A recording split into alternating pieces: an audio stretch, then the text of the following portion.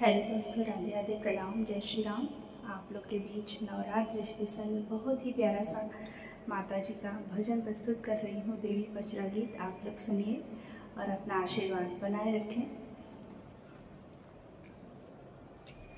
सिरवा सवारी बाटे डेरावा पहाड़वा हो, सिरवा सवारी बाटे डेरावा पहाड़वा हो।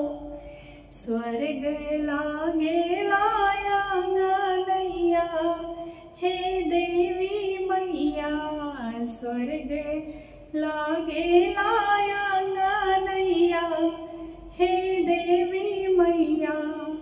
सिरवा सवारी बाटे डेरावा पहाड़वा हो, सिरवा सवारी बाटे डेरावा पहाड़वा हो।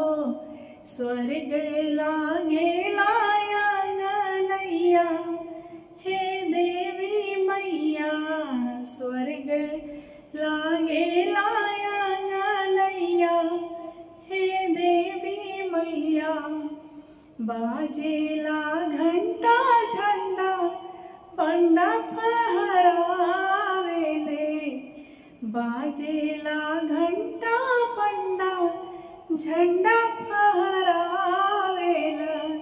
शीतल बानी मिया के छैया, हे देवी मैया, शीतल बानी मिया के छैया, हे देवी मैया।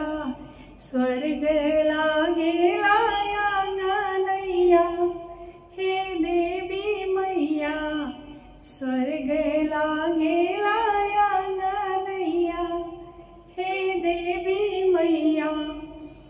राउर बा पावन जग शक्तिया से तनावा हो, राउर बा पावन जग शक्तिया से तनावा हो। वास करेलु हरठैया, हे देवी मैया, वास करलु हरठैया, हे देवी मैया। स्वर्ग लागेला आंगनैया, हे देवी मैया, स्वर्ग